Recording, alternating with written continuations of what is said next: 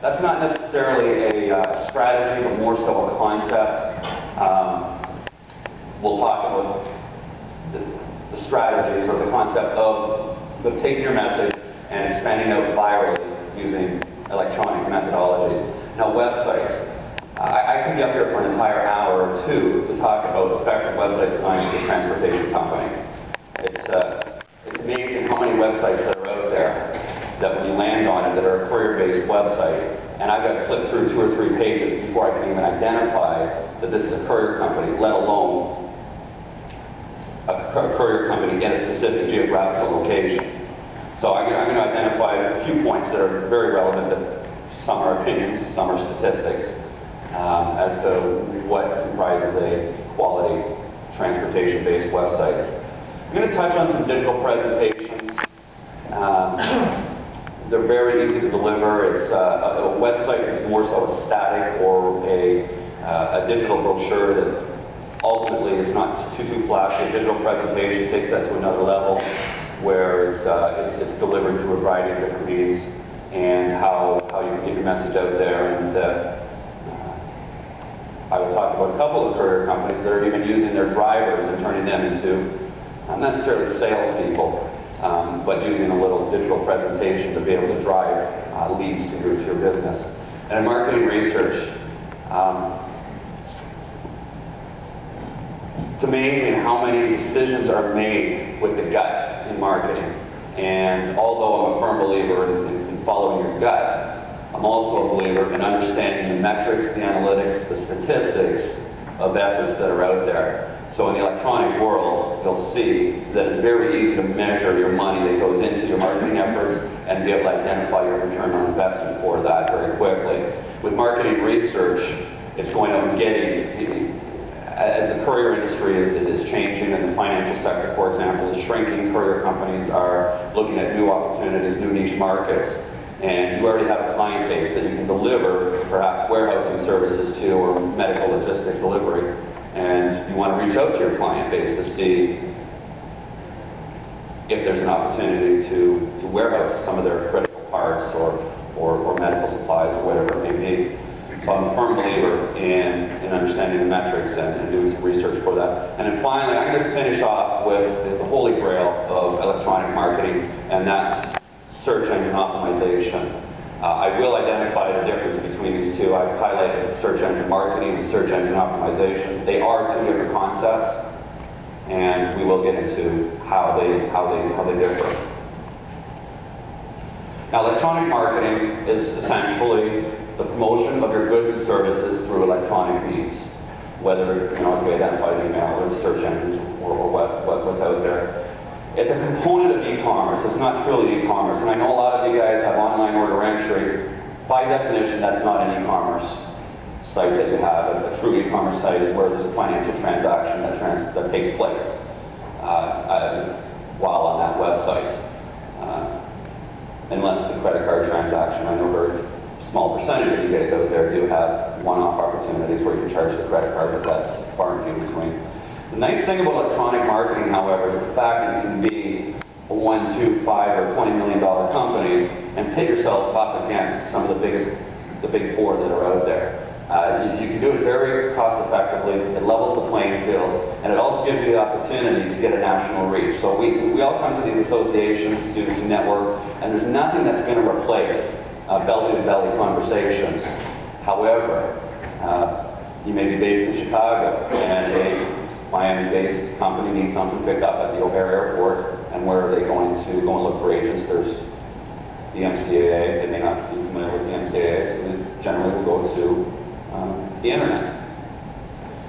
The best thing, as I mentioned, is the fact that electronic marketing is sustainable and measurable. You can measure every single activity of what you do within your initiatives.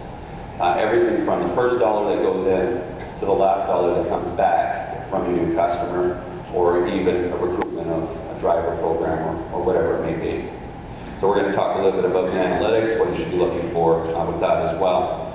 Now, in the transportation world, we've identified different methods of marketing that do work, and it falls in line with the agenda that I've identified. I am going to talk about some activities that aren't as lucrative. However, it doesn't mean that it's an opportunity to be lost, such as pay-per-click advertising. There are a lot of success stories out there in regards to that, so we'll look at that. Now, your website is not going to get traffic just from the search engines. There's a lot of different ways to be able to drive traffic to a website, but ultimately, you've got the circle, you've got your website in the center, and you've got to look at each of these different methodologies to be able to drive additional traffic to your website. Once they get to your website, there's got to be a call to action. So whether it's an existing customer that's coming to your website, I hope your phone number is very close or very easily to be found on that website. If it's a driver that's looking for a new opportunity, new driving opportunity, I hope that you've got some information and contact information on your website for that. And then, of course, prospective clients. So down at the bottom on the, we got here the right-hand side, Google inevitably is going to be driving traffic to your website through search engines.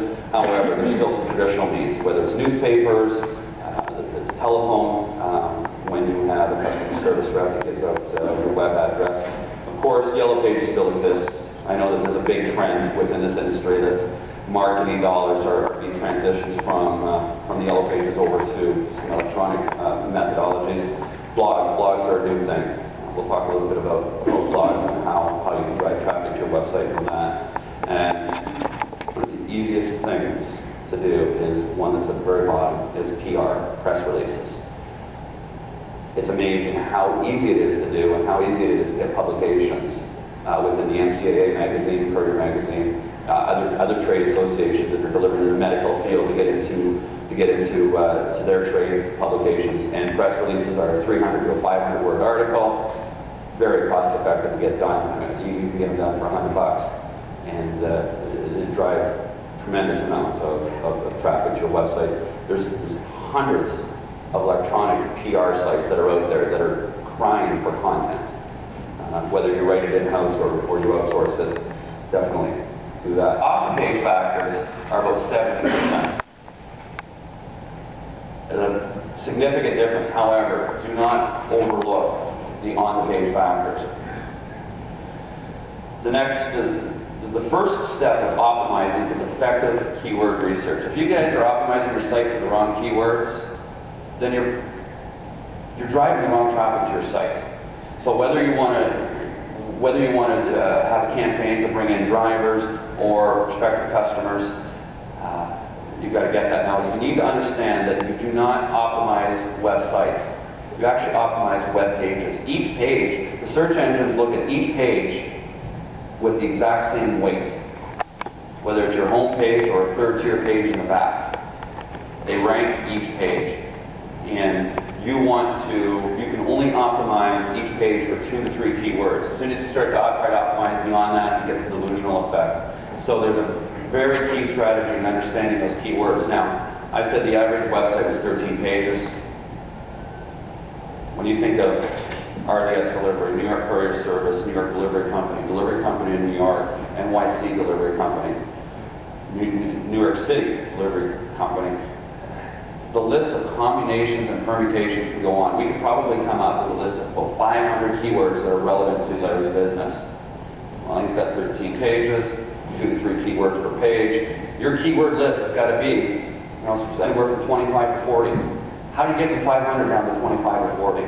Those 3 different factors that are looked at. There is the number of times that keyword is being researched, the number of times that keyword is being indexed, and the number of pages that are out there that have those keywords that are on it. It's a simple mathematical equation that with those 3 numbers, you can get what's called a KEI number. It's a keyword indexing number. The higher the number, the more lucrative a keyword it is.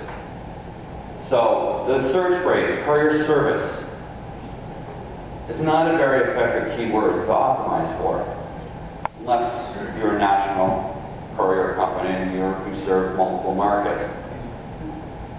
Most of you aren't.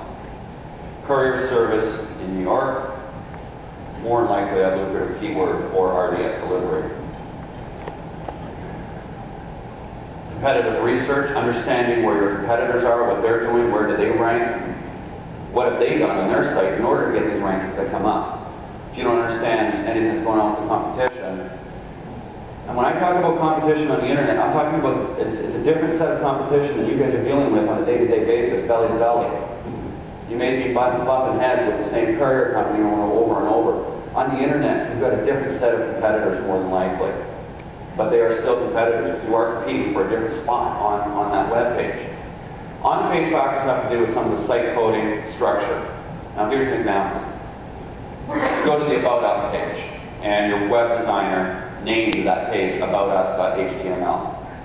Well, if you wanted to rank that page as a page that describes your company, that's a good page to optimize for your company name.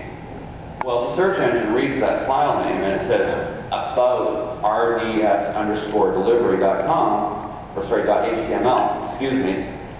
Well, that's one thing that the search engine is going to look at that page and go, oh yeah, maybe, this page probably has something to do with RDS delivery in New York.